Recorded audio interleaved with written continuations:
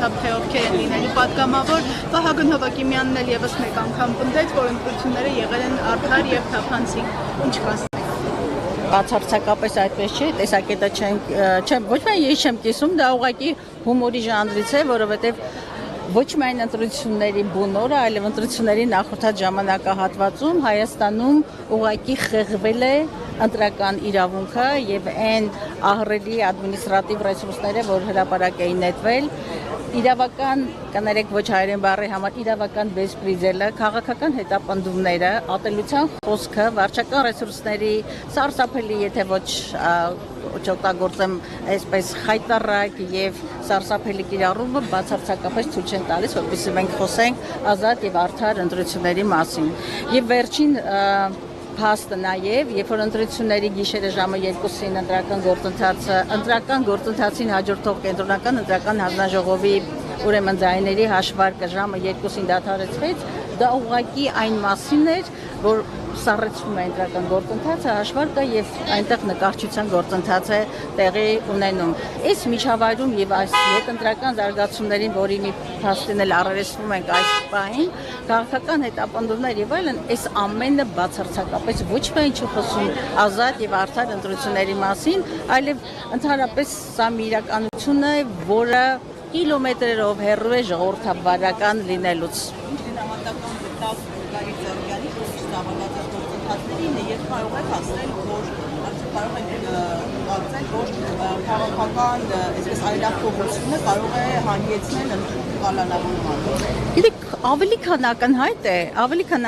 է, որ Գագիկ Ծառուկյանի առնչությամբ, ինչպես քաղաքական շատ դեմքերի նկատմամբ, քաղաքական ընդդիմախոսների նկատմամբ կիրառվում է ոչ թե իրավական գործիքակազմը, այլ Հայաստանում այսպես թևածում է առասարակ բեսպրիձել բառը պետք է օգտագործեն եւ սրանք իրավական պրոցեսներ չեն, բացարձակապես։ Հիշում եք, երբ որ այս վարչախումբը եւ իր ղեկավարը եկան իշխանության ասելով ով է այն դատավորը, որը պիտի չլսի եւ չենթարկվի ինձ։ Հետո դրան հաջորդեց ով է այն կենտրոնական ընտրական հանձնաժողովի անդամը, որը պիտի ասենք թե իմ հազարարությանը չենթարկվի։ Մենք տեսնում ենք, որ այս բոլոր պրոցեսները ոչ միայն վրեժխնդրության, ոչ միայն ոչ բարոյականության, ոչ միայն կարմիր գծերը հատելու մասին են, սրանք առողջ պետականության, ժողովրդավարության հետ զրո առնչություն ունեցող ուրեմն գործընթացներ են առերեսվում եւ այն ինչ կատարվում է Գագիկ Ծառուկյանի հետ ոչ միայն չի տեղավորվում մարդկային, բարոյական, ինչ ասեմ, քաղաքական ձևաչափերի մեջ, ինքը աներևակայել է 21-րդ դարում իրեն ժողովրդավարական հռչակած երկրում ականատեսը լինել այդ պահվածքին։ Գիտեք, ես հիմա մի դրվագ եմ ուզում ասել, 2 օր առաջ ինձ փողոցում մեկը կանգնեցրեց, որը ասեց, գիտեք, ես գիտեմ, ճանաչում եմ քեզ, ես բոլորովին ոչ Բարգավաճի, այսպես ձայն տված մեկն եմ, եւ ոչ Գագիկ Ծառուկյանին եմ ճանաչում, բայց տեսնելով այն պատկերը, թե ինչպես Գագիկ Ծառուկյանին փորձեցին ծնկի բերել, ասեց ապրելս էլ չի գալիս այս երկրում 70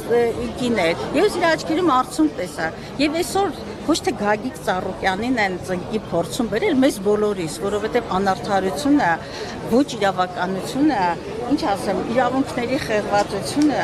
առողջ ձայնի, ինդիմադրի ձայնի լռեցումը, վախի մթնոլորտը, ատելության մթնոլորտը, այս ամենը պետության եւ պետականության եւ քաղաքակրթության մասին չեն եւ ցավոք սրտի ես ուզում եմ ասել, տեսեք, այս ընթացքում նաեւ Սրբազան պայքարի 18 արդարների դատն է շարունակվում, ամբողջ իրավական համակարգը դարձել է գործիք վարչախմբի եւ նրա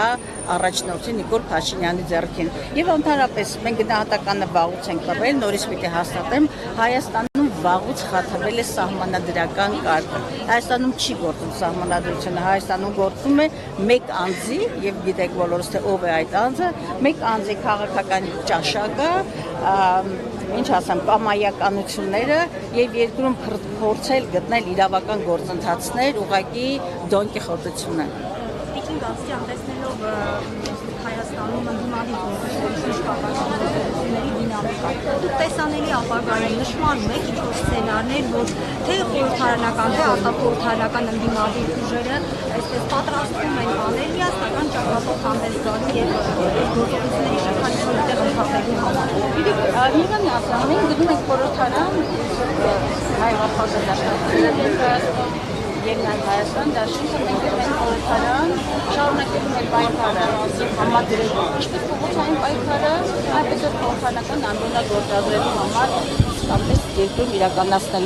իրականացնելու իշխանափոխություն։ Մենք երբեք չենք մերժել փոխանցային պայքարը եւ պրոցեսները իհարկե բնականաբար իրեն զարգացումները կունենան, մենք նաև ոչ միայն չենք մերժել, այլ կարևորել ենք ընդդիմադիր միասնական ճակատի գոյացումը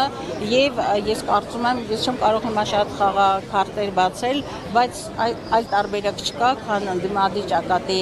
ձևավորումը, միասնականությունը եւ պարզապես Հայաստանի պետականության գոյության պահպանումը։ Սիրով։